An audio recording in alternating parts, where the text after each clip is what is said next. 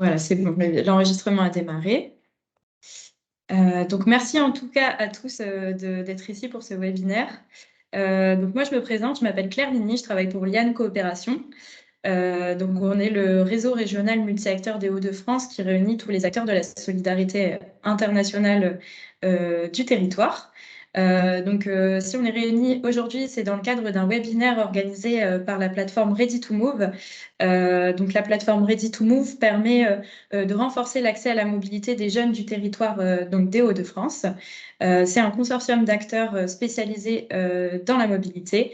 Et nous, la mission de Liane Coopération, c'est surtout la partie formation et donc les webinaires thématiques comme nous organisons aujourd'hui. Donc c'est pour vous présenter tout ce qui est appel à projet, financement, les questionnements que vous pouvez avoir, vous, sur des thématiques particulières de la mobilité internationale. Et c'est aussi pour vous donner un aperçu de ce qui existe. Concernant un petit peu les questions techniques, vous pourrez interagir donc, dans le chat pendant tout le long du webinaire. Je vous inviterai à garder bien vos micros fermés jusqu'à ce qu'on vous donne la parole. Il y aura bien un petit temps de questions-réponses qui sera prévu à la fin du webinaire. Le webinaire va durer environ 1 heure. C'est possible que ça déborde un petit peu, notamment sur la partie des questions. Et donc, si vraiment vous avez des impératifs après, on vous enverra le PowerPoint et le replay du webinaire si vous souhaitez regarder la fin du webinaire et que ce n'est pas possible pour vous aujourd'hui. Voilà. Donc, pareil, vous inquiétez pas si vous posez une question sur le chat et qu'on n'y répond pas tout de suite. On prendra bien le temps de les noter et de les reposer ensuite aux intervenants pour que vous puissiez avoir une réponse à votre question. Voilà. Donc, ma collègue qui s'occupe de la modération, c'est Noémie Dupont, qui est la coordinatrice de la plateforme des mobilités. Et ensuite, donc les intervenants, on a Frédéric Gouy, qui est coordinatrice auprès de la direction des programmes OFQJ France, Kevin Rousseau, qui est chargé du point information mobilité.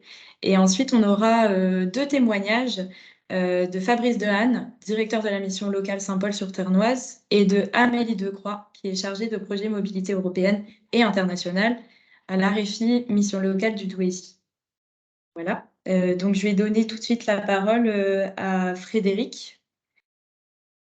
Oui, merci beaucoup Claire et merci à toute l'équipe de Ready to Move pour l'invitation.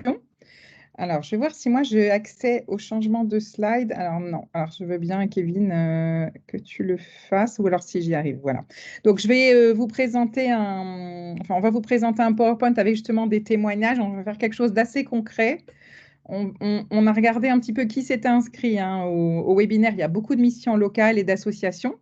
Alors, pas que, mais c'est vrai qu'on va essayer d'être très pratico-pratique et de vous donner vraiment des conseils, des trucs et astuces pour pourquoi faire un projet et comment. Alors, en introduction, vous allez voir que nous avons des projets collectifs ou individuels, à chaque fois de mobilité donc internationale pour nous le Québec, et que ces projets sont des outils qui peuvent servir à une insertion à l'emploi. Je pense qu'on aura les témoignages notamment de Fabrice Dehaene tout à l'heure qui va nous expliquer ça, ou pour préciser son orientation scolaire ou professionnelle. C'est également une approche territoriale. Ça veut dire quoi? Ça veut dire qu'on travaille beaucoup avec des collectivités et des territoires qui ont envie de valoriser la mobilité comme un levier aussi d'insertion. C'est un modèle qui est transférable, qui est adaptable et qui est vraiment très intéressant parce que vous verrez que sur des séjours même très courts de 8-10 jours, on a vraiment des résultats très intéressants en termes notamment d'autonomie. Ça paraît assez bluffant, mais j'ai encore fait pas mal de débriefs suite à des gros projets de mobilité avec notamment des jeunes de mission locale. Les slides ne défilent pas. Ben, moi, chez moi, elles défilent. Est-ce que vous les voyez changer? Non? Parce que moi, j'en suis à pourquoi, avec quels objectifs? Est-ce que c'est ce que vous voyez? Non? Ça vient tout juste de passer sur... Ah, voilà, c'est bon. Il doit y avoir un petit temps de décalage, mais donc voilà. Donc, alors... C'est peut-être moi qui dois directement les... Je vais m'occuper de les faire défiler. Personnellement, je les fais défiler depuis tout à l'heure. Ah, c'est toi? Oui, je crois que c'est moi. Ok, mais je ne sais pas. Alors, pourquoi faire un projet au Québec? Au préalable, se poser bien la question de pourquoi. Alors, pourquoi cette destination? C'est pas une colonie de vacances, c'est pas une garderie, il faut co-construire le projet, ça c'est très important. C'est pas un truc genre une récompense. Hein. Encore une fois, je l'ai dit, c'est un outil qui est formidable, qui permet d'avoir des résultats positifs très rapidement, mais ça ne doit pas être un gadget, on ne doit pas faire comme le petit copain, etc. Donc, il faut vraiment se poser la question à quoi ça va servir dans ma mission locale ou pour mon association, pour ma structure, qu'est-ce que ça va nous apporter? S'il vous plaît, slide suivante. Bon, alors, pourquoi le Québec? Alors, il faut déjà se poser la question aussi, en interne, il faut quand même des gens qui ont envie de s'investir. Donc, eux-mêmes doivent être quand même un peu intéressés par cette destination. Et puis, il faut savoir que c'est quand même des projets, quand on fait du collectif. Après, on va vous parler avec Kevin des projets individuels, hein, là, qui sont moins impactants pour une équipe. Mais quand on se lance dans un projet collectif, Amélie a lancé quelque chose, Fabrice aussi, ça prend quand même beaucoup de temps et beaucoup d'engagement. Donc, c'est sûr que les objectifs du projet, c'est de rendre les jeunes plus autonomes et plus matures, de leur donner confiance en eux, de les rendre fiers, parce que pour des jeunes qui n'ont pas bougé des fois de leur périmètre, c'est vrai qu'aller comme ça à l'autre bout du monde, au retour, on a le sentiment qu'on a réussi quelque chose, et ça leur fait du bien. C'est quelquefois des jeunes qui ont vécu une succession d'échecs, et de voir qu'on a réussi à partir, à être... voilà, se débrouiller dans un autre environnement, ben, c'est très valorisant. Ça peut aider, selon le projet, ça peut les aider à se réorienter sur des projets professionnels un peu flous, parce qu'on va les inciter à faire des rencontres, que ce soit avec des professionnels québécois, avec des structures. Et donc, quelquefois, ça va être vraiment le bon moment pour redéfinir un projet. Ça vise aussi l'apprentissage de la vie en communauté, hein, ça c'est sûr. On essaie de faire... soit c'est des colocations, soit c'est la vie en auberge de jeunesse, mais on apprend aussi des règles budgétaires, comment faire un budget pour manger, etc. Il y en a qui sont bien sûr chez papa, maman, et donc qui ne savent pas faire grand-chose. Et puis, ça permet aux jeunes de s'ouvrir à l'international, de les rendre plus mobiles, parce que, bon, là, vous êtes dans le Nord, mais vous savez tous qu'il y en a plein qui ne sont jamais allés à Lille, par exemple. Alors, à Paris, on n'en parle même pas. À Marseille, peut-être encore moins, et que des fois, juste ce temps au Québec va leur permettre ensuite d'être mobiles pour répondre à une offre d'emploi en France, dans une autre ville que la leur. Et ça, vous allez voir, c'est vraiment un résultat très, très rapide. Alors, je te passe la parole, Kevin, sur l'accompagnement que nous offrons par le biais de notre pôle information mobilité. Je te passe la main. Merci. Alors, bonjour à tous. Donc, je vais vous parler du pôle information mobilité, le pôle dont je suis responsable. Je suis désolée si ma voix a un petit problème. Je suis un peu malade, donc c'est un peu compliqué. En fait, le rôle du pôle information mobilité, c'est dans un premier temps d'accompagner les jeunes dans leurs projets de mobilité. Donc, à travers de l'information qu'on apporte à travers des séances d'information, donc comme ce qu'on peut être en train de faire maintenant. Éventuellement, tous les lundis, j'anime en visio une séance d'information de 15h à 17h, séance pendant laquelle je parle de la vie au Québec, toutes les informations pratiques qu'il est important de savoir quand on envisage une mobilité dans cette région. J'y parle également des programmes de l'OFQJ, je parle et j'explique la procédure pour les permis de travail. Et je parle aussi du marché de l'emploi au Québec. Donc voilà, c'est une séance assez longue, assez dense, qui dure 2 heures. Donc souvent, on va dire, ça leur permet un peu plus de maturer leur projet. On apporte également des ressources, donc des CV, des lettres de motivation, toutes sortes de ressources pour les aider à mettre leur CV, lettres de motivation aux normes nord-américaines, mais aussi éventuellement un schéma qui leur permet de savoir à quoi correspond leur diplôme au Québec, etc. Enfin, différentes sortes de ressources. On leur permet aussi, à travers un répertoire des entreprises qui est disponible sur le site de l'OFQJ, éventuellement de trouver un stage ou un contact. On les informe et on les conseille, on les accompagne aussi dans leur demande de permis de travail. À l'OFQJ, on a aussi négocié des avantages participants pour ceux qui sont inscrits à l'OFQJ. Et en fait, ils peuvent bénéficier d'assurances, enfin de tarifs préférenciés sur les assurances, mais aussi on a un partenariat avec 2 compagnies aériennes, donc Air Canada et Air Transat, qui permet de bénéficier soit d'un bagage supplémentaire gratuit en soute, soit d'une réduction tarifaire sur le billet, ce qui est quand même plutôt avantageux. Et on a aussi un partenariat avec Desjardins, du coup, qui est une des premières institutions bancaires au Québec, si ce n'est la première, qui permet de bénéficier d'un compte gratuit ouvert pour les séjours de 8 mois ou plus.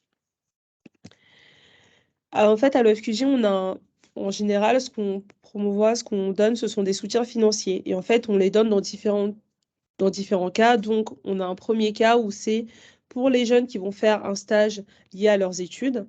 On offre une bourse de mobilité de 200 €. À Love Cuisine, on n'a pas de stage, de banque de stage pour les étudiants, mais on a un partenariat avec une plateforme, donc Trouver un stage, Boomrank, qui lui, pour le coup, propose des stages destinés aux étudiants. Ensuite, pour ceux qui veulent aller faire une formation professionnelle au Québec, là, nous, on offre une bourse de mobilité de 300 €. Et on a un partenariat avec Québec Métiers d'Avenir, du coup, qui est un organisme de formation qui propose plus de 90 formations reconnues dans tout le Québec. Et en fait, notre partenariat leur permet d'avoir les frais de dossier gratuits, sachant que les formations de Québec Métiers d'Avenir sont gratuites pour les Français. Après, pour faire une formation professionnelle au Québec, c'est un permis d'études qu'il faut. Et la procédure est quand même assez longue et complexe. Donc, à ce moment-là, il faut contacter Québec Métiers d'Avenir et Éducation internationale qui aident dans ce processus. Éventuellement, il y a un programme spécifique pour pour les organismes qui font des voyages d'études ou pour les écoles. Donc, ce sont des voyages de groupe où à ce moment-là, il peut y avoir entre 150 et 200 € qui est donné par jeune. Ça peut être intéressant pour les projets de groupe. Un autre de nos programmes, c'est les missions de service civique. Donc, en fait, missions de service civique que les jeunes vont faire au Canada, mais aussi en Amérique latine, en Amérique centrale. On en a également en... Je crois qu'il y a un problème avec les slides. Mince, je ne Oui, vois parce plus. qu'on en est rendu à la 9 Est-ce là. que c'est à moi de... On dirait que vous ne voyez C'est à pas. moi de Moi, les bouger alors. on dirait que ça ne marche pas, effectivement. Ouais. On est à la 9 là maintenant. À la 9. Est-ce que vous voyez la 9 là? Oui. Ah oui, Alors, en sinon, je crois fait, qu'il faut que je prenne le moi, je l'ai contrôle, sinon. bougé, moi, je l'ai bougé toute seule, en fait. Mais c'est ça, tout le monde a la main pour bouger les slides. Ah. Et si le c'est ça. présentateur ne bouge pas, on ne voit pas tous les slides en fait. D'accord, en fait, il faut synchroniser avec le présentateur, je crois, c'est ça. Voilà, Enfin, ou il faut bouger être au même stade que le présentateur. Tout à fait. D'accord. Nous-mêmes, Donc là, on en est à la 9, oui, c'est ça. Donc, je parlais des missions de service civique, en fait, qui peuvent se faire au Canada, mais aussi en Amérique latine, en Amérique centrale, ou même en Asie, parce que cette année, on en a une aussi au Sri Lanka. Donc, en fait, ce sont des missions d'engagement citoyen dans différentes thématiques, où les jeunes vont faire une mission pendant 6 mois, voire 1 an. Ils peuvent éventuellement travailler en Alliance française, ou alors auprès d'une association. Les thématiques sont diverses, ça peut être au niveau de l'environnement, plutôt de l'éducation, de l'animation. Les missions sont vraiment très variées. Et en fait, les conditions pour participer à ce programme-là, c'est avoir entre 18 et 25 ans. Ils peuvent partir jusqu'à la veille de leurs 26 ans, être de nationalité française, n'avoir jamais effectué une mission de service civique et avoir un passeport français valide. La nationalité française, c'est obligatoire, surtout pour les missions au Canada, parce que c'est en lien avec le permis de travail. Mais pour les missions en Amérique latine, en principe, tout le monde peut y aller parce que les permis sont différents. Les jeunes peuvent candidater peuvent faire jusqu'à 3 candidatures par session. En fait, on organise 3 sessions de candidature par an. Au mois de février-mars, on met des missions en ligne pour un départ en juin. Au mois de mai-juin, des missions sont mises en ligne pour un départ en octobre. Et en septembre-octobre, des missions sont mises en ligne pour un départ en février. Et c'est comme ça tous les ans. Donc à ces moments-là, à chaque session, les jeunes peuvent postuler jusqu'à 3 missions. En fait, n'est pris en compte ni l'expérience professionnelle, ni la formation professionnelle ou écolière. C'est uniquement la motivation et l'esprit d'engagement qui est pris en compte. Donc, ça laisse quand même pas mal de possibilités et c'est vraiment ouvert à tout le monde, peu importe leur parcours. Les missions de service civique, c'est financé en majorité par l'Agence du service civique qui offre une indemnité de 541,17 € par mois. Il y a un complément qui est rajouté par le FQG, la structure de 250 € au Canada et de 111,35 € en Amérique latine. Et en plus, le FQJ prend en charge le billet d'avion aller-retour et l'assurance sur la totalité du séjour. Donc en fait, reste à la charge du jeune les frais du permis qui sont de 182 €, le transport bien sûr du domicile à l'aéroport et de l'aéroport au lieu de mission et l'hébergement sur place qu'il devra du coup trouver et payer lui-même. Ensuite, un autre programme à l'EFQJ, ce sont le programme pour les stages pour demandeurs d'emploi. Donc en fait, c'est un programme qu'on a mis en place en partenariat avec Pôle emploi où les jeunes de 18 à 35 ans vont effectuer un stage dans leur domaine d'expertise. Donc ce ne sont pas des stages de reconversion ni de découverte, ce sont des stages qu'ils doivent effectuer dans un domaine qui leur est propre, on va dire. Et en fait, pour participer oui, je crois que je suis à la slide 10 actuellement. Pour participer à ce programme-là, il faut du coup avoir entre 18 et 35 ans, être inscrit en cours d'inscription Pôle emploi. L'inscription Pôle emploi avec avis de situation doit intervenir au moins 5 semaines avant le début du stage. Il faut également être éligible au permis stage coop international. C'est le permis qu'on utilise pour ce stage-là, pour ce programme-là. Et on n'accepte pas les PVT pour le faire. C'est pour ça qu'il est écrit pas d'autorisation de permis de travail ouvert qui correspond au PVT. Pour trouver leur stage, les jeunes, ils ont la possibilité soit de postuler directement sur le site de la FQG. En fait, on a une banque d'offres de stage. Donc, ce sont des offres de stage qui sont directement à disposition des intéressés, des demandeurs d'emploi. Donc, ils peuvent y postuler en fonction, bien sûr, de leur domaine, de ce qui les intéresse, où les dates sont déjà prédéfinies. Éventuellement, s'il n'y a pas leur domaine, ce qui peut arriver, même si les offres se renouvellent chaque semaine, mais ça peut être pourvu au moment où ils décident de postuler. Ils peuvent aussi trouver leur stage par eux-mêmes, donc soit faire leur démarche, soit alors ils peuvent à ce moment-là consulter l'annuaire des entreprises de l'OFQJ et contacter une entreprise pour pouvoir mettre en place ce stage. Sachant que les entreprises répertoriées dans l'annuaire de l'OFQJ, elles ont l'habitude parce qu'elles ont déjà travaillé avec nous, donc elles savent ce que c'est que d'avoir un travailleur étranger et encore plus un travailleur français.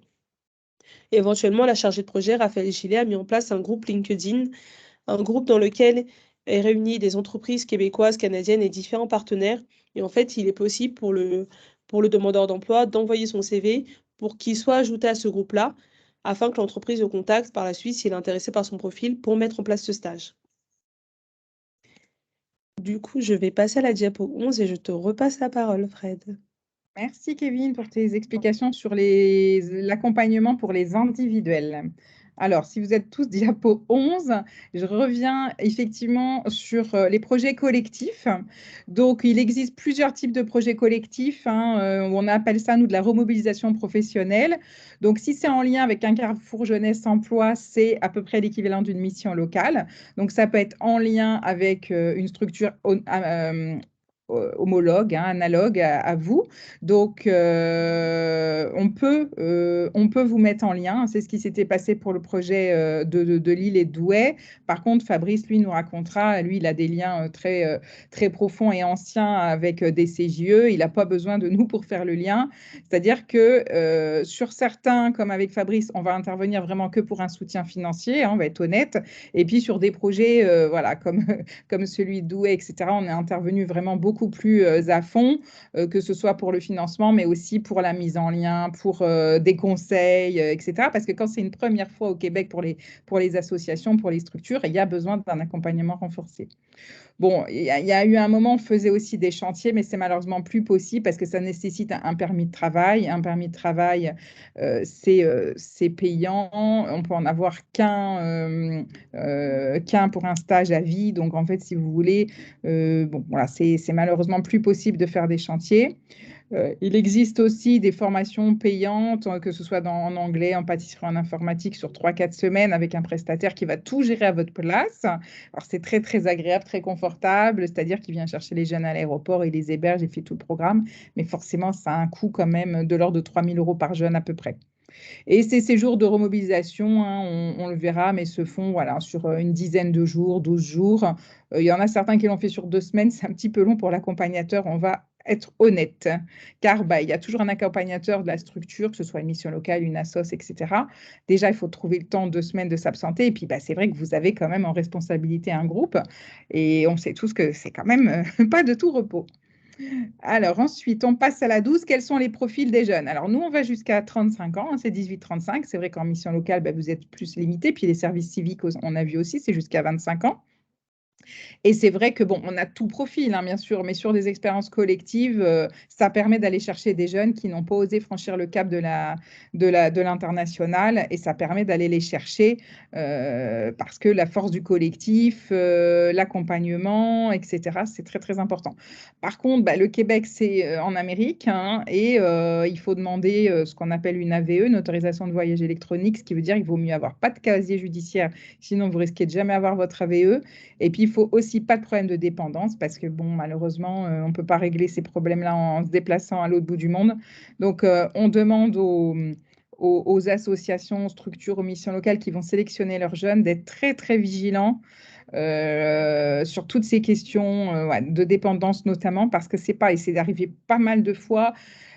c'est pas une fois que vous êtes de l'autre côté de l'Atlantique, il faut se rendre compte que malheureusement, il y a des gros problèmes à gérer. Et malheureusement, ça déplace le problème. Et en général, c'est exponentiel parce que quand vous avez un problème, que ce soit de l'anorexie, problème d'alcool, de drogue et tout, quand vous n'êtes pas dans votre environnement, ça explose. Donc malheureusement, on a déjà dû faire revenir des jeunes au bout de 3 jours parce que tout explosait à la figure des accompagnateurs, quoi. Il y a des missions locales, par exemple, qui font passer des visites médicales. Bon, ça vaut ce que ça vaut hein, avant le départ.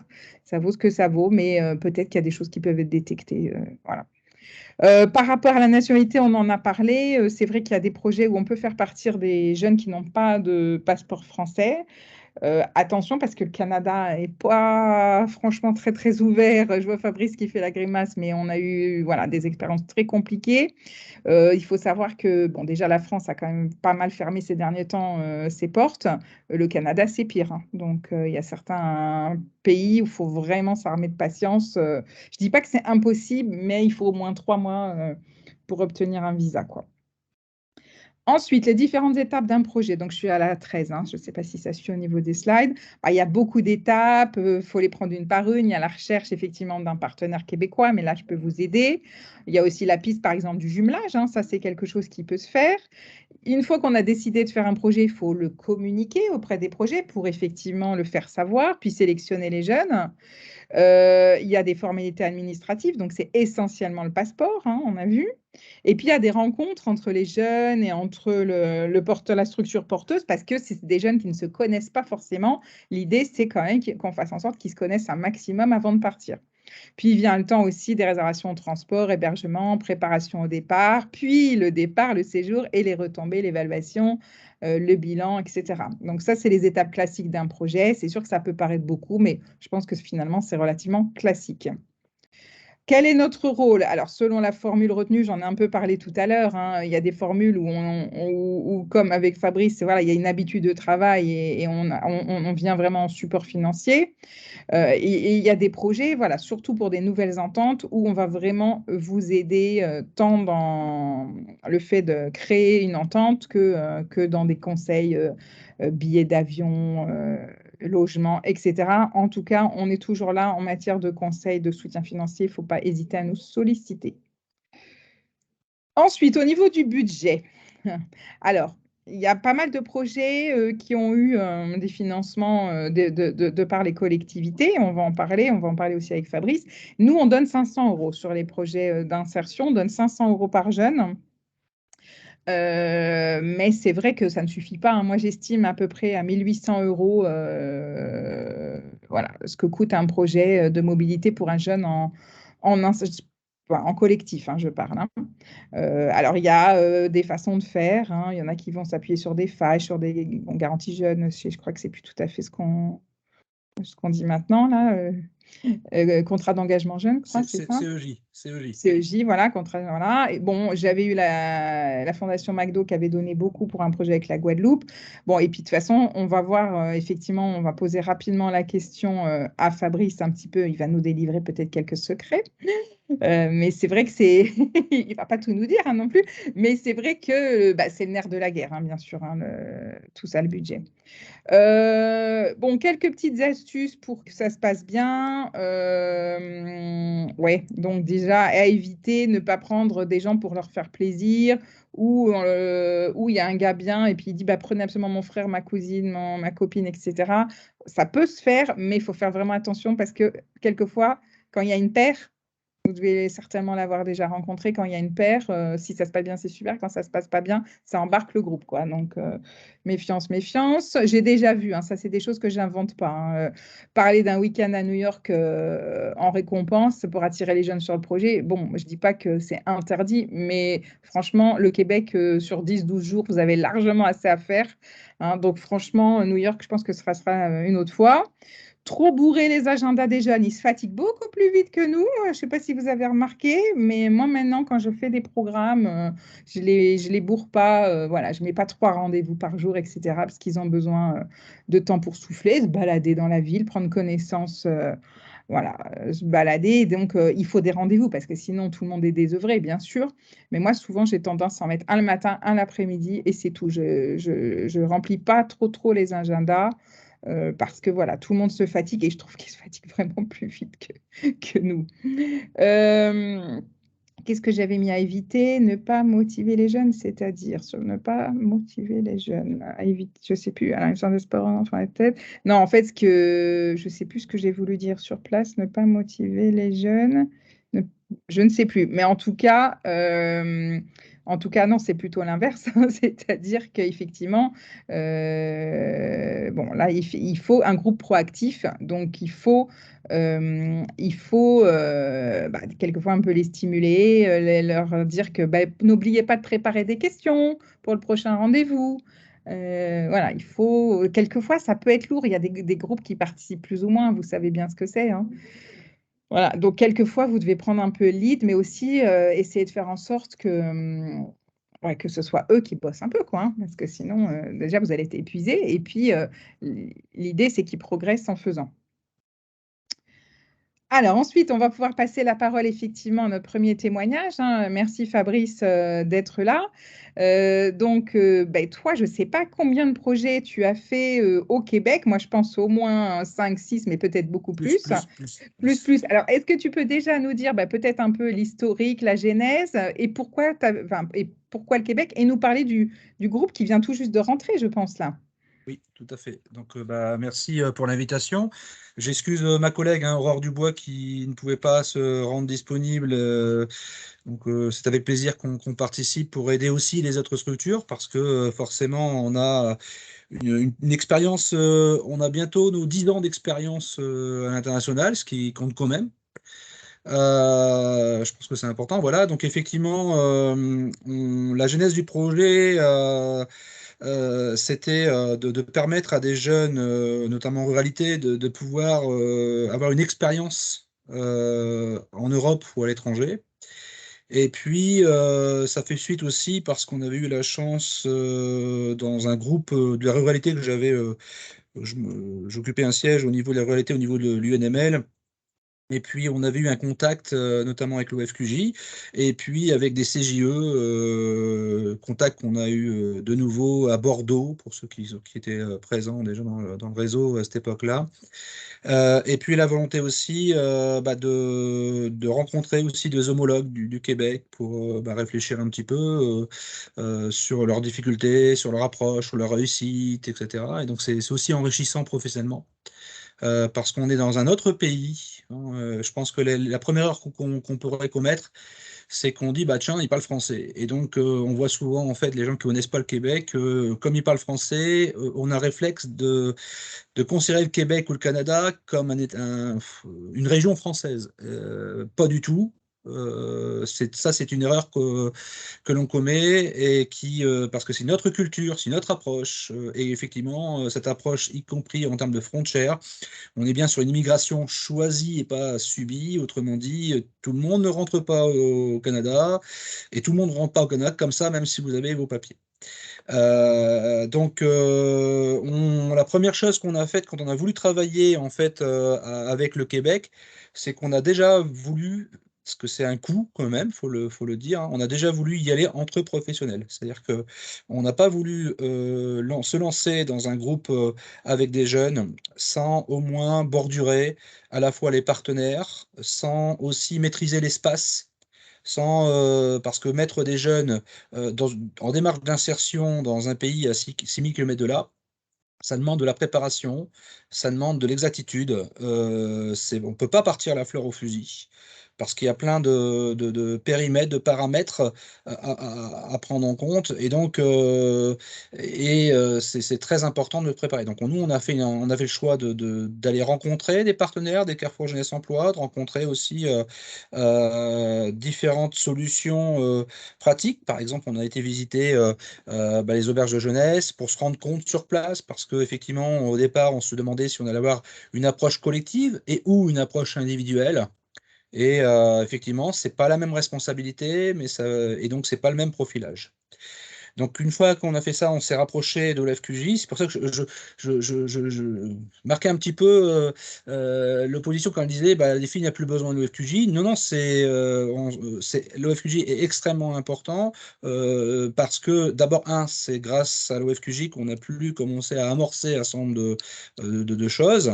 Et puis, bah, on n'oublie pas qu'au départ, comme tout le monde, bah, dans les premiers mois, c'est une nouveauté, donc on ne maîtrise pas tout, et donc il faut écouter, il faut pas non plus ne pas poser de questions, parce qu'il n'y a pas de questions bêtes ou idiotes, parce qu'on est vraiment, enfin, faut vraiment apprendre le projet comme l'an zéro, parce que c'est notre pays, notre culture et une autre façon de voir les choses. Et donc après, derrière, effectivement, on a une aide précieuse de l'OFQJ, mais évidemment, il faut qu'on trouve des solutions de cofinancement pour les différents projets. Il y a des coûts directs ou indirects en individuel, il y a des coûts directs aussi en collectif. Nous, on a très vite fait le choix, parce qu'on a, au départ, le premier voyage, on l'a fait en auberge de jeunesse, c'était en 2014-2015. On a changé notre fusil d'épaule parce qu'effectivement, je rejoins parfaitement ce qui a été dit préalablement. On le met dans une logique pédagogique. Et donc, on le met dans un apprentissage. Et on a considéré que le fait d'être en auberge internationale n'était pas productif parce que finalement, certes, on avait une plus-value qui était d'être en contact avec d'autres jeunes, d'autres nationalités, mais on avait un certain nombre d'inconvénients, ou en tout cas, la façon ou la philosophie qu'on voulait mettre en place ne correspondait pas à ce qu'on voulait. Donc, s'est vite rendu en fait à devoir avoir loué une maison sur place, type vous avez des loueurs, voilà. Pourquoi? Parce que on s'est dit, bah, il faut préparer le voyage et la nécessité aussi d'impliquer fortement les jeunes dans la création du séjour. Donc c'est ce qu'on a fait très rapidement. Ça veut dire que quand on décide de partir, on profile d'abord un certain nombre de jeunes qui vont partir au Québec. Effectivement, c'est pas une récompense, c'est une stratégie, c'est un moyen dans le parcours et non pas une finalité. Donc tout le monde ne peut pas partir au Québec, c'est voilà, donc première chose. Après, il faut bien distinguer les profils en individuel et collectif, c'est pas les mêmes profils. Je dirais qu'un jeune en collectif pourrait très bien après, dans un second temps, partir en individuel, l'inverse c'est moins vrai. Parce qu'en individuel, on est quand même beaucoup plus autonome, on est beaucoup plus proche, on va dire, du projet professionnel, tandis que là, en collectif, on est plus sur une logique de mobilisation de la personne. Et donc, ce qu'on a convenu, c'est de dire, bah voilà, il fallait préparer. Donc, on a structuré au fur et à mesure des années, en fait, une préparation au départ avec les jeunes pour qu'ils puissent co-construire le voyage, qu'ils puissent aussi choisir les visites, parce qu'il y a aussi un projet. Le projet, il démarre avant le voyage. Il est dans le voyage, mais aussi on essaye que chaque jeune s'insère dans un projet à dimension sociétale, citoyen, et donc au retour aussi de produire quelque chose qui soit en lien avec le voyage au Québec. On l'a fait par exemple sur le centenaire de la Première Guerre mondiale, où on a construit un lien, notamment avec Ottawa, Montréal et Québec, sur la partie justement centenaire de la Première Guerre mondiale, où les jeunes ont contribué. D'ailleurs, on a accueilli aussi des jeunes Québécois à cette époque-là, pour qu'aussi on finalise ce projet qui était la réalisation aussi notamment d'une exposition sur la Première Guerre mondiale, fait par les jeunes, et aussi un projet street art qui existe encore dans les communes d'ailleurs du reste, un projet street art qui en fait permettait d'illustrer des scènes de la Première Guerre mondiale sous forme de street art. Donc ça, c'était avec un CGE qu'on a fait ça, un CGE de la capitale. Et dans le projet collectif, on a voulu aussi louer une maison. Pourquoi? Parce qu'on met en confrontation les jeunes sur des réalités. La première réalité, c'est d'aller jusqu'à Paris pour prendre l'avion. Encore là, sur ce groupe on vient de finaliser, bah, croyez-moi qu'il y a un nombre de jeunes qui ne la ramenaient pas large parce que prendre l'avion, c'était une épreuve, c'est une peur. Même d'aller à Paris pour certains jeunes, c'est une peur.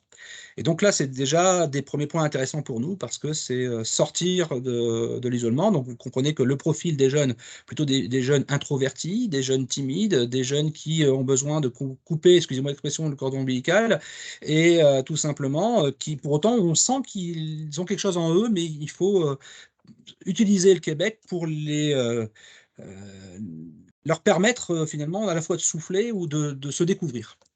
et de travailler certaines limites. Donc ensuite, quand on arrive sur place, ça veut dire que on a le transport, ça veut dire qu'il va falloir, dès l'aéroport, malgré la fatigue, trouver le bus, prendre la carte de bus, trouver les lignes, prendre le métro, enfin voilà, donc il y a ce travail de mobilité réel qui est important, qu'ils ne font pas forcément dans leur vie quotidienne, cet effort-là, mais qu'ils doivent faire parce que là, ils sont obligés de le faire. Et puis, nécessairement, quand on loue une maison, c'est parce qu'aussi on veut aborder cette question de budget, cette question de gestion de la vie quotidienne. Ça veut dire qu'il va falloir faire les courses, et il va falloir faire à manger, matin, midi, soir, faire la vaisselle, et apprendre en fait à une gestion collective de la vie quotidienne. Ensuite, effectivement, je rejoins tout à fait Frédéric quand elle disait tout à l'heure, attention à ne pas surcharger les journées. Parce que si on est à Montréal ou à Québec, les distances sont extrêmement grandes et c'est chronophage, les activités. Et effectivement, après, derrière, il faut des soupapes parce qu'on a une vie en collectivité. Ça veut dire aussi que on vit 24 sur 24 avec eux. Donc, c'est aussi pour les encadrants intensif. Et donc, il faut pas. Voilà, nous, on a pris une règle, c'est qu'on prend un accompagnateur à peu près pour 8 jeunes. Tu peux nous redire quelle durée là, enfin rapidement, quelle durée, quel projet là tu as mené là ces derniers jours, hein. Ça consistait, je sais que c'est autour du street art, hein, un truc qui te tient bien à cœur et qui fonctionne bien avec les jeunes. Oui, donc en fait, avec les jeunes, en fait, on va créer un festival qui va être sûrement lié à la francophonie, du reste, avec des Carrefour Jeunesse Emploi et d'autres structures liées à l'itinérance, notamment. Alors l'itinérance, on va dire sans domicile fixe côté français, donc pour vraiment réinsertion sociale et professionnelle. Donc les jeunes, en fait, sont en train de travailler avec des instances québécoises et canadiennes pour réaliser en fait un festival de rue qui va être basé en fait effectivement sur le street art, sur la musique, sur des expos, sur l'art, sur du skate, sur voilà vraiment de l'art de rue ou du sport de rue, et qui vont être combinés avec des pays de la francophonie. Et donc on est aussi passé à la radio puisque notamment avec une radio qui s'appelle CBL. Et on est passé en direct puisque à Montréal ils ont entendu parler du projet. Alors on vient à peine de revenir, donc j'ai même pas encore eu le temps de faire le point avec Frédéric là-dessus. Du coup, au retour, les jeunes sont partis en service civique. Alors, je rappelle aussi que dans le budget, ce sont 100% de jeunes qui sont actuellement en CEJ, autrement dit ex-garantie jeune. Et on utilise donc le projet québécois dans une phase d'accompagnement, d'insertion sociale et professionnelle. Et donc ce festival, on va recevoir aussi des jeunes Québécois, on va recevoir aussi des jeunes de Carrefour Jeunesse Emploi, puisque nous, effectivement, depuis le temps, on est en train de finaliser une entente. Donc, le mot entente est un peu plus fort que le mot partenariat, hein, puisqu'on on va passer en mode écrit avec plusieurs Carrefour Jeunesse Emploi, avec une entente formalisée. J'étais encore avec les Carrefour Jeunesse Emploi vendredi dernier en visio alors qu'on vient de rentrer, donc voilà, donc ça s'accélère. Et puis, les jeunes, derrière, on les a aussi proposé de rentrer en service civique pour qu'ils puissent justement avoir une indemnité pour pouvoir faire le projet. Parce qu'il n'y a pas aussi que la nécessité d'être dans un projet collectif et financer le projet collectif. Il y a aussi une question toute simple, c'est que, attention, le projet, y compris individuel, il ne doit pas mettre en danger le jeune d'un point de vue financier.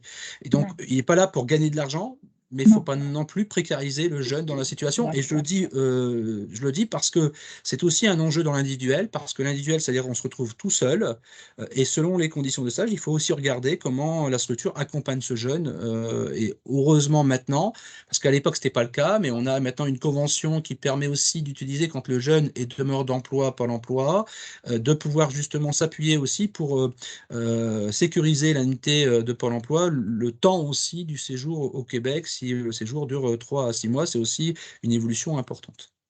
Peut-être, Fabrice, pour conclure, on en a peut-être peu parlé, mais c'est vrai que sur les individuels et notamment le service civique, nous, c'est du tout pris en charge. Il y a zéro reste à charge.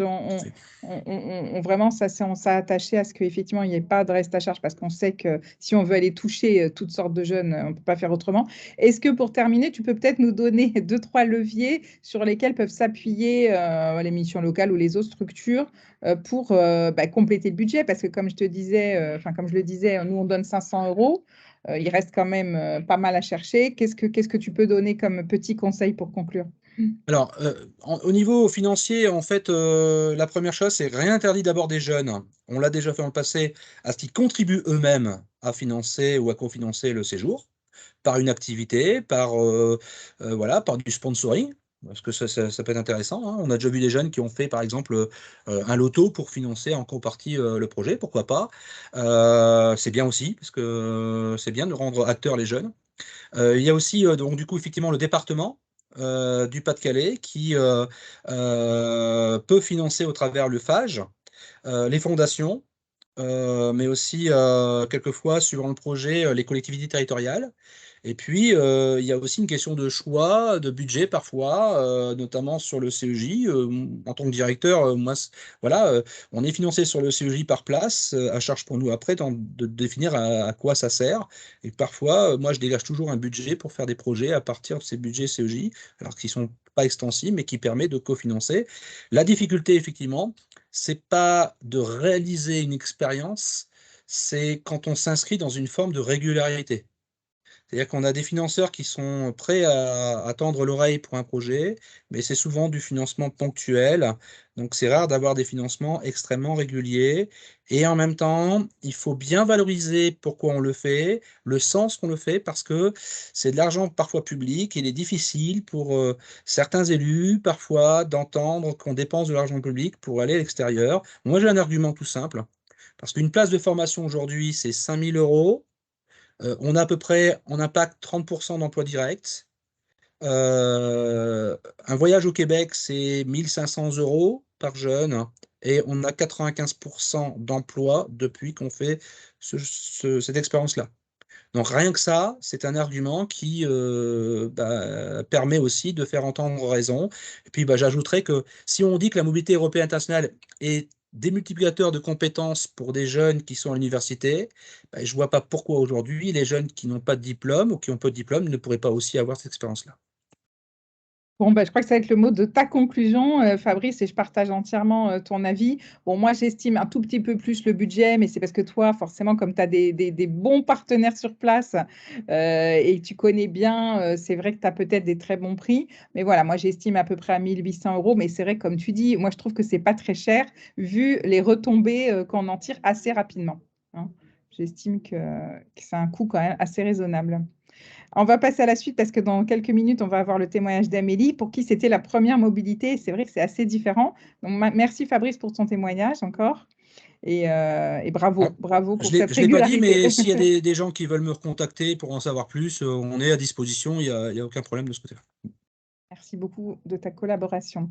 Alors, je redonne quelques trucs et astuces, mais finalement, on en a pas mal parlé, notamment la fameuse mission préparatoire dont tu as parlé, Fabrice. Ça peut, alors ça, c'est l'idéal, hein, c'est pas possible tout le temps, mais quand effectivement les accompagnateurs de la mission locale, de la SOS et tout peuvent y aller ensemble en mission préparatoire, c'est idéal.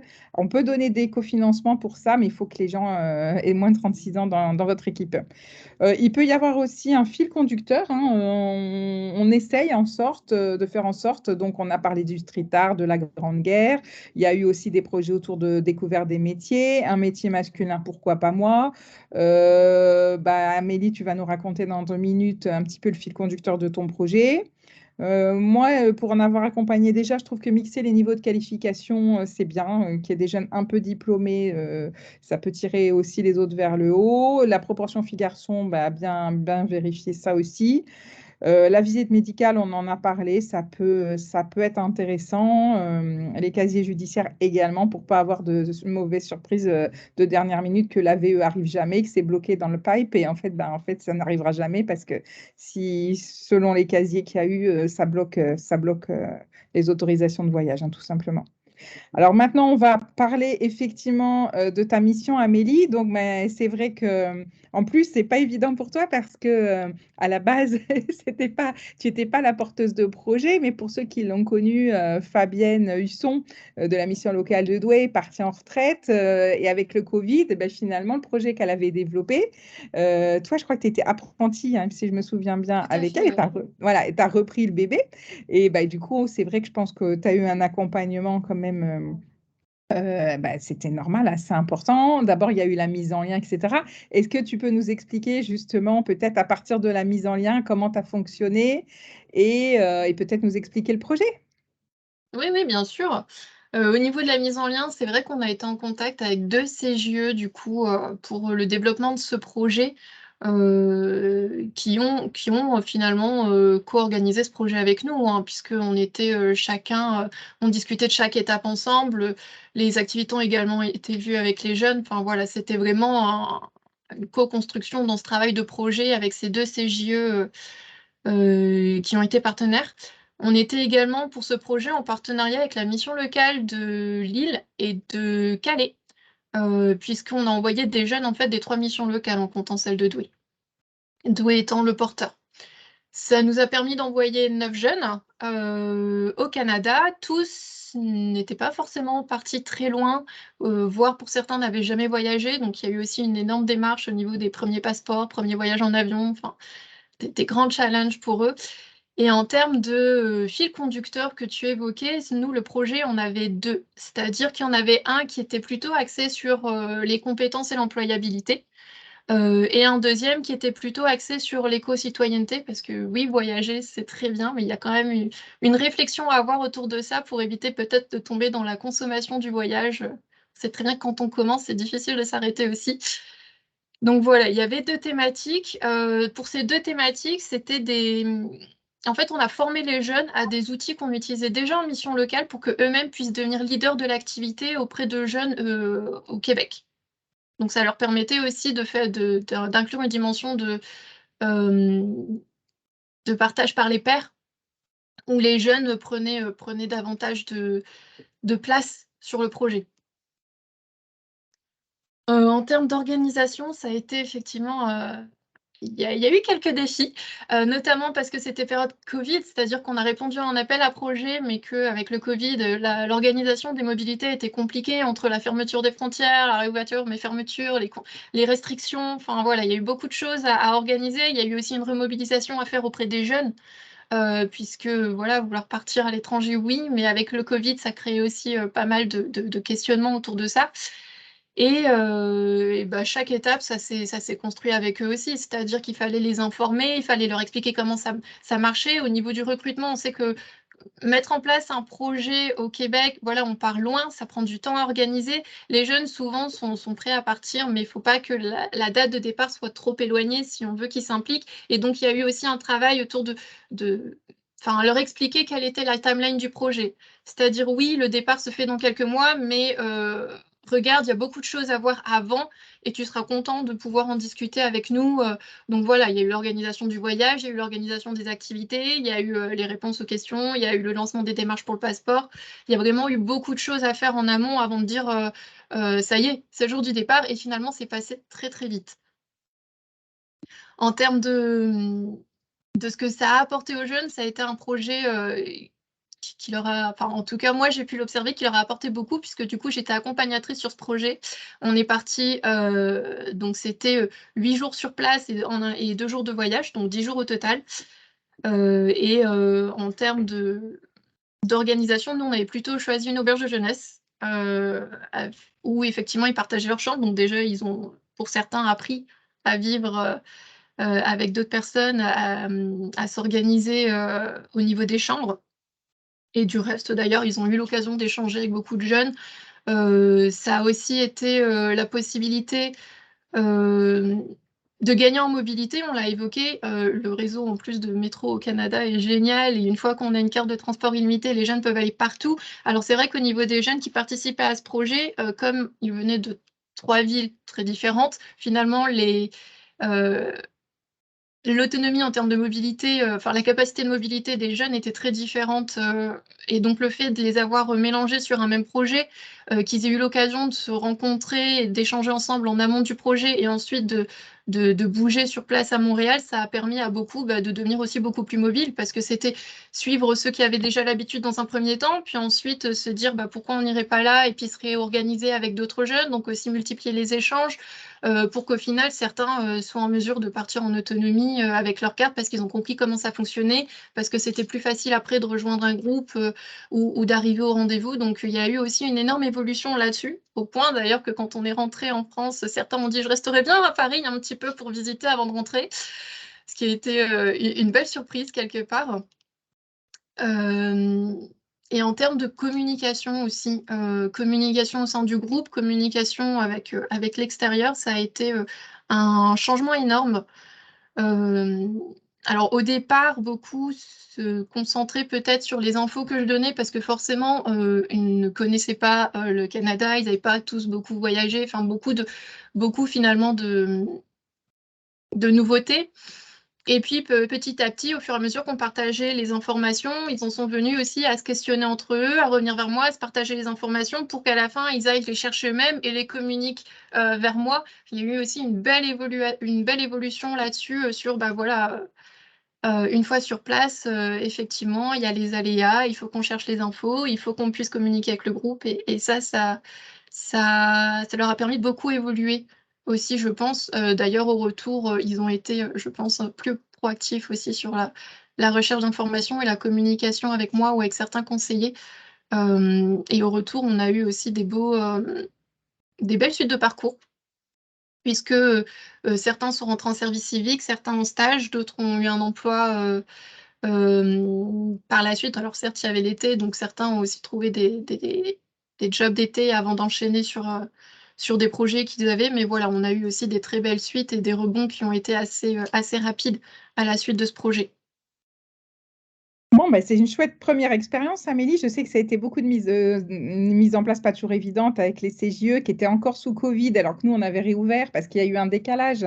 Le Québec, enfin le Canada a réouvert très, très tard et le vaccin est plus obligatoire que depuis le 1er octobre. Donc, en fait, bon, nous, on était très, très pressés. On était un peu en mode, voilà, push-push. Et eux moins, je me souviens, pour avoir assisté à beaucoup de tes réunions, Amélie, que voilà, il y avait quelquefois des différences de tempo pas évidentes. Fabrice, tu voulais ajouter quelque chose, je crois? Oui, c'est vrai qu'on n'a pas abordé cet aspect-là parce qu'on parle de passeport, mais il y a aussi la VE. Mais effectivement, il y a Oui. un décalage de réglementation. Donc, c'est pas toujours autorisé en France, mais ça l'est au Québec ou au Canada.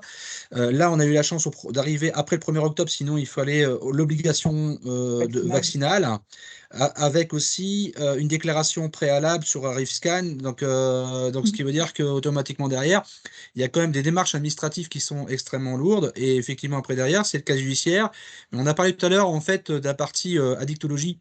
Il faut quand même bien penser que le cannabis, c'est légal en consommation au Québec. Donc, c'est aussi des questions qu'on se pose naturellement.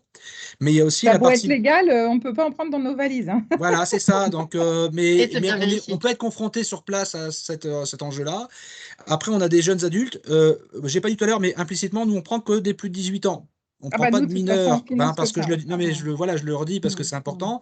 Et sur l'aspect-là, on a aussi la difficulté du médical. Et donc, on demande aussi un questionnaire, bien sûr confidentiel, parce que c'est aussi un problème de santé, c'est-à-dire des personnes qui ont une pathologie.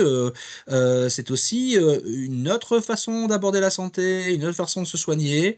Et donc, quand on part en voyage, on a aussi des assurances spécifiques de rapatriement, des assurances pour couvrir les jeunes, parce que c'est compliqué parfois, selon l'endroit du Québec, d'accéder aussi à un système de soins. Donc ça, il faut vraiment se blinder Ça a des là-dessus. coûts.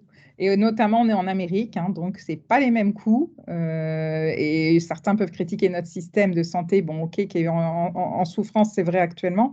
Mais voilà, quand on voit un petit peu ce qui se passe en Amérique du Nord, on sait encore quelle chance on a.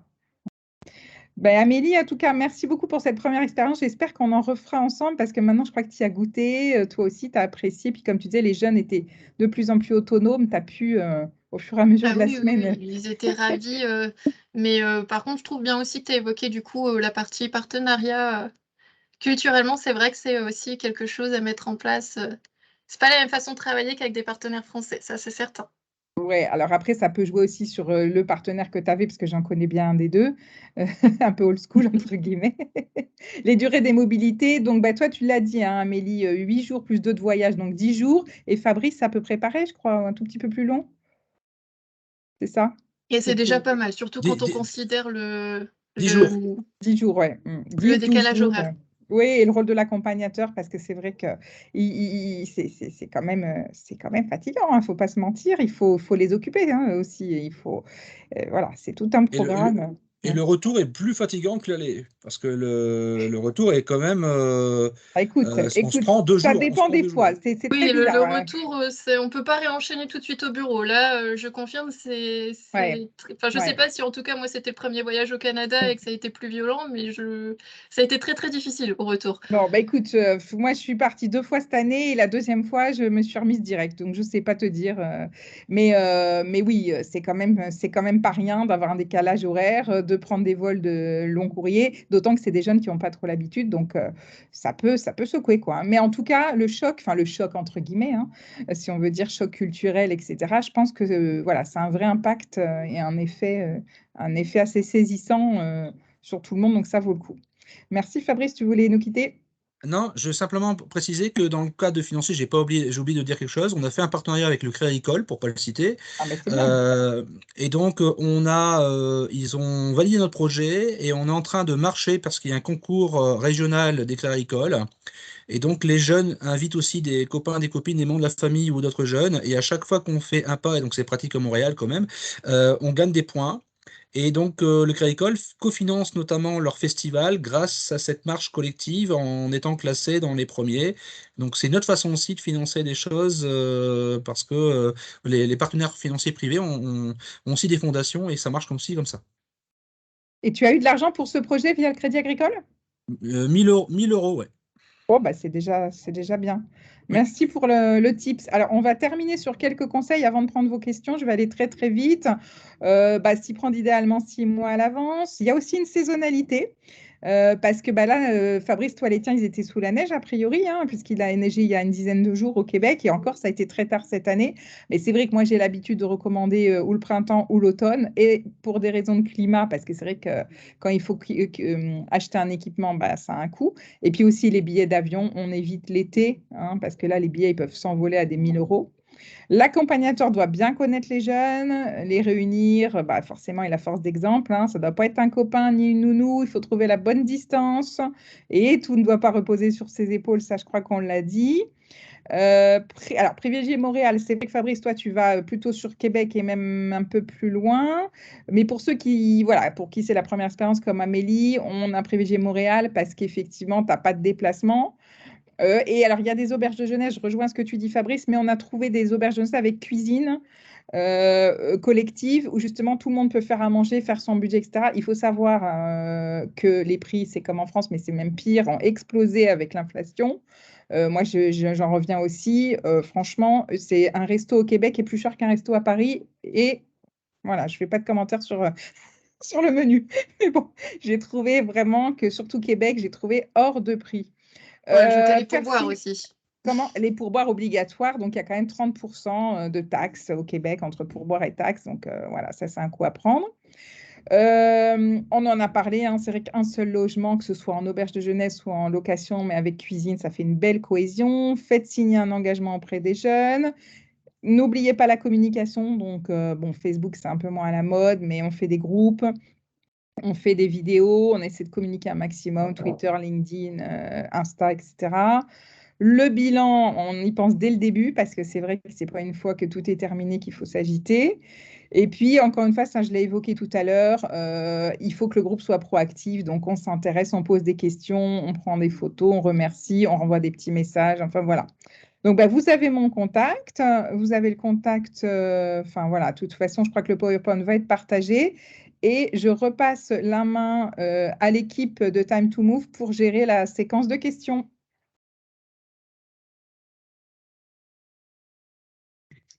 Merci Frédéric. Juste merci à tous les quatre d'être intervenus. C'est sûr que c'est toujours pas mal d'avoir en plus les petits témoignages. On va passer donc au temps de questions-réponses. Pour prendre la parole, je vous invite peut-être à appuyer sur le petit logo réaction en haut et à lever la main. Comme ça, on arrivera peut-être à mieux dispatcher et que tout le monde ne prenne pas la parole en même temps. Juste, j'en profite d'avoir la parole pour vous dire qu'après le webinaire, je vous enverrai juste un petit mail avec un questionnaire de satisfaction. C'est pour nous personnellement, pour savoir ce que vous avez pensé de ce webinaire et savoir s'il y a d'autres sujets qui pourraient vous intéresser que l'on pourrait présenter. Voilà, bon. Est-ce qu'il y a des questions?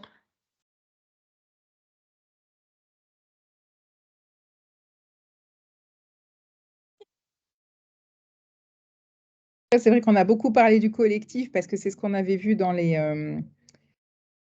invités. Mais voilà, si vous avez des questions sur les stages, les services civiques ou les autres missions, bien sûr, on est là aussi pour ça. Moi, je peux peut-être commencer, Frédéric, par Bien poser sûr. une question. Ah, il y a une question sinon. Bah, je la pose tout de suite et puis ensuite on me passera la parole. Je voulais savoir ce que ça représente un petit peu le bilan. Quand vous faites un bilan, il y avait une slide qui parlait.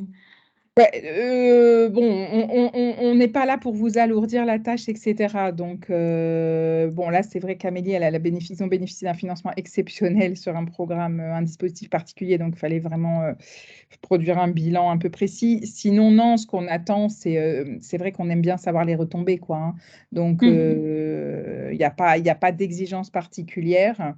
On ne veut pas que ça vous prenne voilà, 6 mois de rédaction. Mais de toute façon, je pense que c'est toujours bon de faire un bilan. Vous en avez certainement besoin pour vos structures. Donc, tout simplement, vous nous le partagez. C'est vrai qu'on aime bien quand c'est un peu illustré.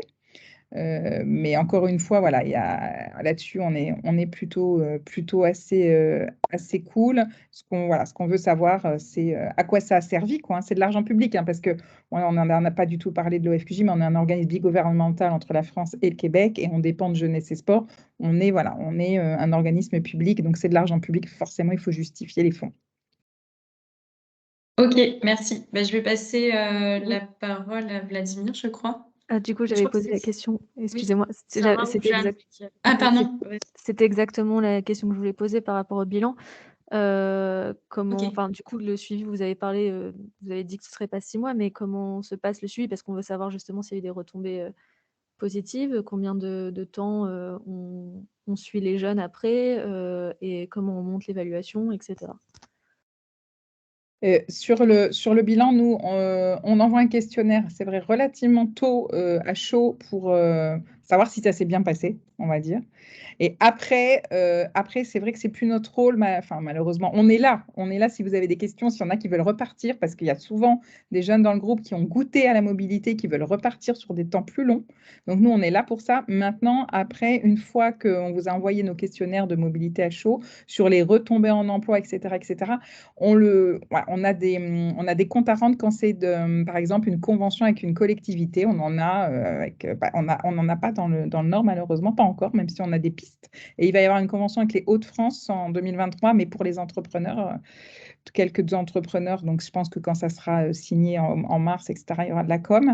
Mais voilà, s'il n'y a pas d'obligation d'une communication envers une collectivité, etc., nous, c'est plus notre rôle de suivre ces jeunes. Je pense que c'est plutôt le rôle de la mission locale. Donc, à voir si vous avez eu d'autres cofinanceurs qui ont des exigences particulières.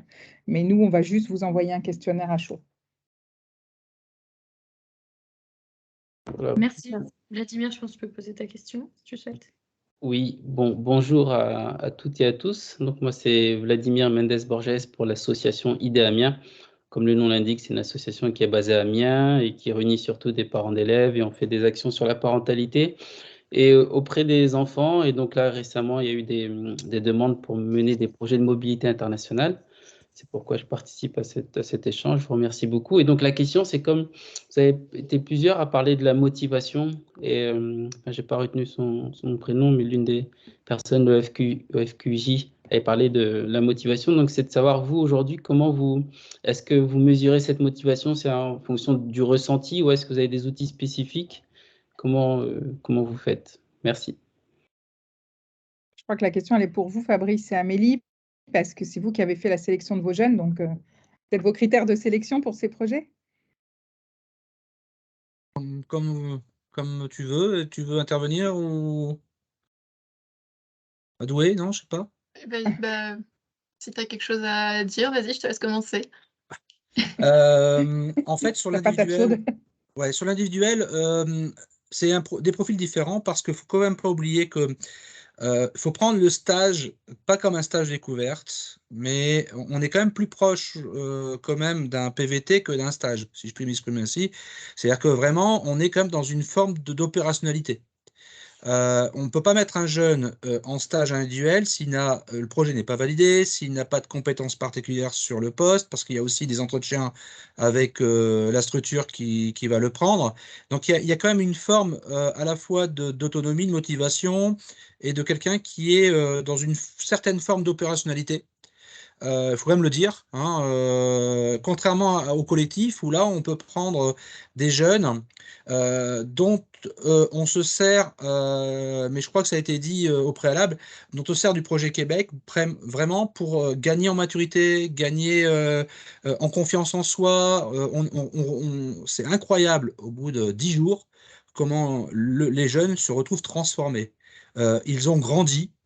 Ils ont pris vraiment de la maturité. Parfois, excusez-moi l'expression, mais on a des jeunes qui sont très jeunes dans leur tête, mais qui deviennent des hommes et des femmes qui gagnent en maturité et qui se découvrent, se redécouvrent. Et parfois, on a aussi des jeunes qui ont vécu parfois des choses dramatiques, et ça leur permet de lever la tête et de commencer de nouveau à regarder devant. Et donc ça, c'est extrêmement intéressant et gratifiant aussi pour les équipes qui accompagnent, qui suivent les personnes. En revanche, on voit que ce séjour qui est très bénéfique, si derrière, on n'a pas un système justement, à la fois on parlait tout à l'heure de la préparation, mais en aval, il faut absolument qu'on continue à les accompagner et qu'on se sert de cet effet boost pour vraiment être dans une perspective post-voyage. Sinon, on voit que le soufflet, au bout de 4-6 mois, bah, il retombe. Ouais, Ouais, moi, mais je suis je crois assez que c'est d'accord toi qui as avec ça. sélectionné, excuse-moi, c'est toi qui as sélectionné une partie des jeunes, donc quels étaient tes critères peut-être? Les critères, bah, c'est majeur, pas avoir de casier judiciaire, être disponible pour un projet, être motivé, expliquer en quoi le projet s'intéresse,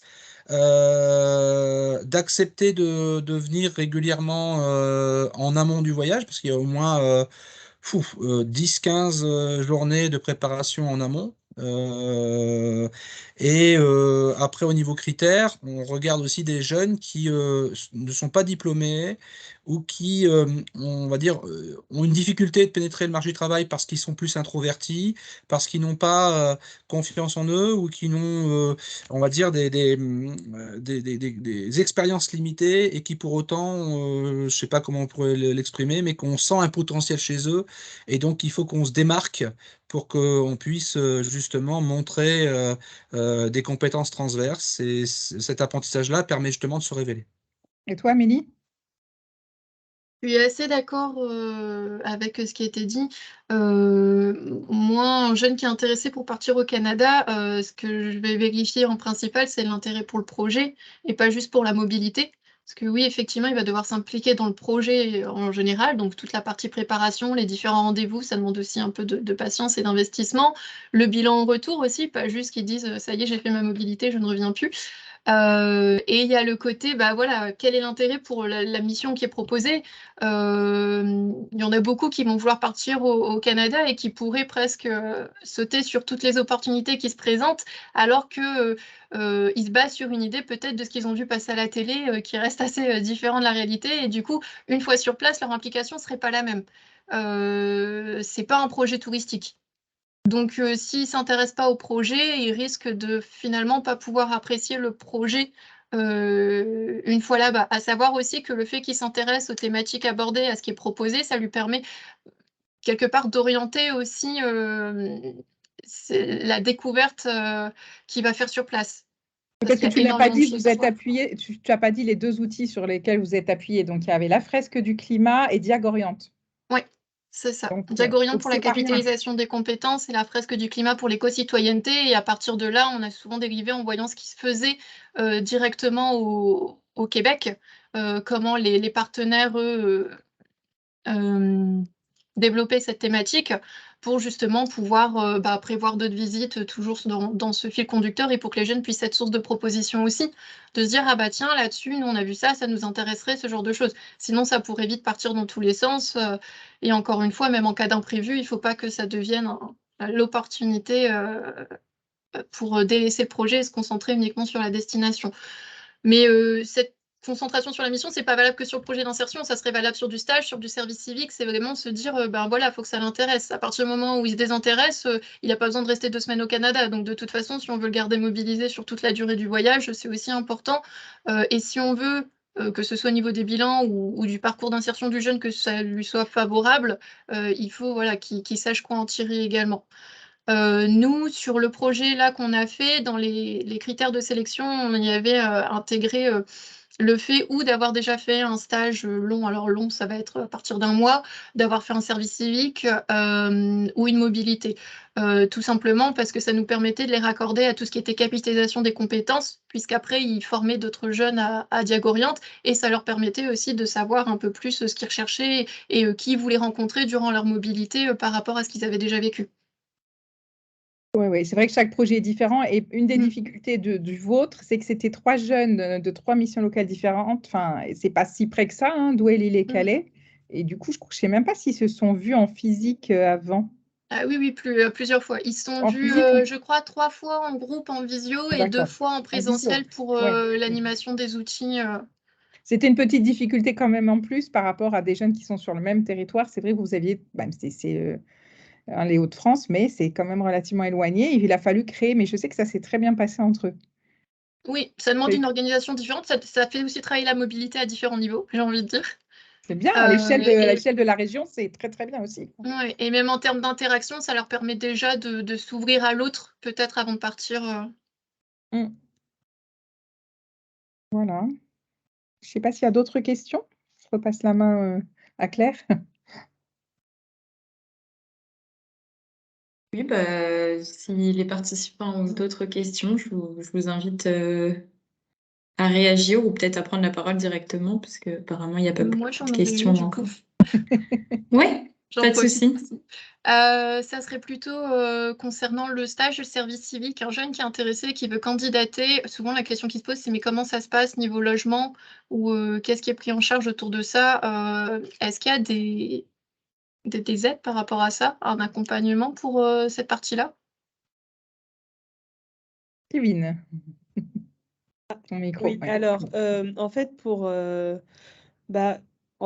le stage pour demandeur d'emploi, on va dire, soit il a ses ARE, donc allocation retour à l'emploi s'il y a droit, ou alors il y a la bourse de mobilité qu'on peut mettre en place, mais seulement sur 3 mois en fonction des fonds disponibles et du dossier du demandeur d'emploi. Donc, c'est de 800 € sur 3 mois et en plus, il y a une gratification de l'entreprise qui accueille d'au moins 500 $. Pour le service civique, du coup, comme je l'ai dit, il y avait 541,17 € plus 250 € au Canada ou 111,35 € en Amérique latine. Mais en fait, à ce moment-là, ce sera aux jeunes de trouver son logement. Après, nous, on va donner des tips pour qu'ils trouvent plus facilement. Mais il n'y aura pas d'aide en plus. Il n'y a pas une aide particulière pour le logement. D'accord, mais il y a quand même des pistes pour l'aider à trouver et à choisir le bon logement. Ouais, c'est Oui. plus difficile à Montréal parce que Montréal, c'est une grande ville. C'est comme si tu me demandes une aide à Paris, je ne sais pas où C'est ça. t'envoyer, mais c'est pas ça. Mais c'est vrai qu'après, on a, que ce soit des employeurs ou pour les services civiques, des organismes qui font quand même tout pour que ça se passe bien. Vous savez qu'ils sont en totale pénurie de main-d'œuvre. Nous, ça vient dans certains secteurs, mais eux, ça fait des années. Puis là, ils sont vraiment dans une grosse panade. Donc, du coup, quand même, hein, ils vont faire des efforts pour accueillir correctement. Alors, c'est pas toujours possible, comme je disais à Montréal, d'avoir un logement, mais vraiment, ils vont faire en sorte voilà, que ça se passe bien. Et si la question du logement est vraiment quelque chose d'important pour un jeune, on a des offres avec le logement, notamment en région. Ou Kevin, tu m'arrêtes si je me trompe, mais je pense que sur des offres en Amérique du Sud aussi, parce que bon, on fait de la francophonie aussi avec les. Oui, mais en fait, il y Hein, a quand même peu d'offres. Enfin, on va peu dire avec le sur logement. 50 offres, il peut y en avoir une ou deux avec logement. Ah, c'est tout. Ok. Ouais, il n'y en a pas Bon. énormément. Ceci étant, il y a des pays où c'est pas compliqué. Le Québec, en dehors de Montréal, c'est pas très compliqué. Et En dehors de puis, Montréal. Le Canada aussi en général. Bon, en fait, il faut éviter les grandes villes comme Toronto, ouais, Vancouver, voilà, Montréal. Faut éviter les Montréal. grandes villes. Voilà, il faut éviter les super grandes villes parce qu'en plus, ça coûte très cher. Ça devient Donc, très c'est cher. hors de prix. Mais dans les autres villes un peu plus poussées, souvent, ça se trouve assez facilement. Et en Amérique latine, ça se trouve encore plus facilement. Et c'est pas très cher. Et on C'est est pas cher. comment dire, on est en partenariat pour les services civiques avec le réseau des Alliances françaises. Donc c'est pour ça C'est qu'en ça. fait on a des offres en Amérique du Sud notamment. Même on en a aussi à Djerba. Enfin bon bref, on élargit. Je pense que l'année prochaine, enfin là on a fait 100 services civiques, c'est quand même pas mal à l'international. On a un objectif de 130 l'année prochaine. On a un super réseau d'offres exclusives avec le réseau des Alliances françaises. Voilà. Après, ils peuvent Fabrice, tu toujours voulais? aussi Ouais. se tourner vers la structure. Hein. La structure Oui, est en aussi là général. pour les aider, les accompagner dans leur recherche. Fabrice, tu voulais ajouter quelque chose? Oui, simplement, notamment Montréal, mais c'est une ville aussi universitaire. Et donc, il y a aussi la possibilité d'avoir de la colocation extrêmement aussi intéressante. Et parfois, on peut aussi, on l'oublie, mais s'adresser tout simplement aux résidences universitaires, parce que parfois, ils ont encore des chambres disponibles. Donc ça, c'est une première réponse. Et en province, on a déjà eu, nous, des stagiaires pour tout simplement, où ils étaient logés par le propriétaire, ou s'agissant aussi d'un hôtel-restaurant, à bénéficier directement d'une chambre d'hôtel. Hein, donc, Tout à fait. avec souvent du logé nourri, voilà, Ouais. donc il y a aussi des solutions, et il y a aussi beaucoup de forums sur Facebook ou autres où on a des propositions de colocation entre étudiants, etc. Donc ça peut être aussi une bonne formule. En tout cas, c'est moins compliqué qu'en France pour la simple et bonne raison qu'il n'y a pas de caution. Donc, Ouais. Et pas de garant. pas de garant, c'est ça, pas de caution, c'est pas de garant. Et du coup, ouais, c'est sûr que ça aide beaucoup les jeunes parce que ça, c'est quand même un point bloquant en France. Voilà. Merci Frédéric, merci tout le monde. Est-ce que quelqu'un d'autre a une question?